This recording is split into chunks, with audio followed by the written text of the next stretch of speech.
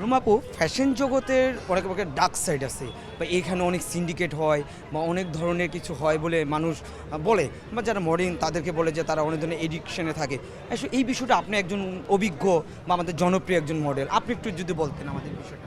আমি সবার কথা বলবো, আসলে মডেলরা বা সিনেমা হোক নাটক হোক সবাই ফোকাসে থাকে। একটু 19-20 হলেই তাদের নিয়ে কথা হয়। নর্মাল মানুষরাও কিন্তু নর্মাল আমাদের থেকে ফার্স্ট লাইফ লিড করতেছে, বা যারা লাইফ লিড করতেছে আসলে তাদেরকে কেউ দেখে না। মিডিয়ার সামনে আছি বলে মানুষ দুইটা কথা বলে দেয়, বাট আমার মনে হয় না ডার্ক সাইড আর হোয়াইট সাইড নিজের মধ্যে। যদি আমি ডার্ক সাইডটা পছন্দ করি তাহলে আমি ডার্ক সাইডে যাব, আমি হোয়াইট সাইডটা পছন্দ করলে হোয়াইট সাইডে যাব। এটা নিজের উপরে ডিপেন্ড করে। আর আমার মনে হয় না মিডিয়ার ব্যাপারে যতটা গুজব আছে ওই অতটুকু থাকে। তো এখনকার তরুণ যারা আসছেন তারা কিন্তু খুব একটা সময় এখানে রান করছে না, এই বিষয়টা কি বলবেন? না, এইটার বিষয় আসলে ঠিক না।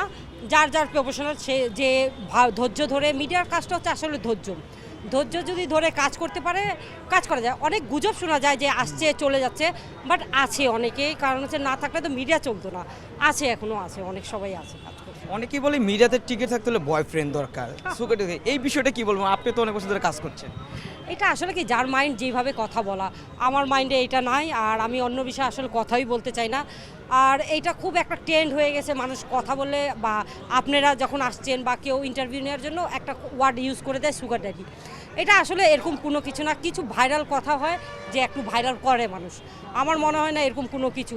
আমি নিজে ইন্ডাস্ট্রিতে অনেক বছর ধরে আছি, তো আমার কাছে আমার মনে হয় না, যার লাইফ তার পার্সোনাল লাইফ, অন্য পার্সোনাল লাইফ নিয়ে কথা না বলাই বেটার। এই ভাইরাল শব্দটা এখন খুব প্রচলন, এই শব্দটার সাথে আপনার কতটুকু ইউজ টু, বা এই শব্দটাকে কীভাবে দেখেন? আসলে এই শব্দটা আমি একদম পছন্দ করি না। গুড ভাইরাল হোক ব্যাড ভাইরাল হোক আমি কখনোই পছন্দ করি না।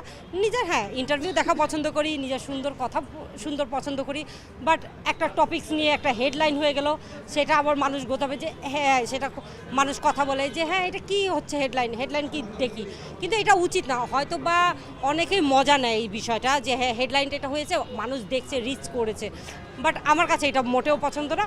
হেডলাইন যা হোক কিন্তু একটা সুন্দরভাবে হলেই হয়। র্যাম্প জগতে এখনও সৈয়দ রুমা তার আধিপত্য বিস্তার করছে কেন?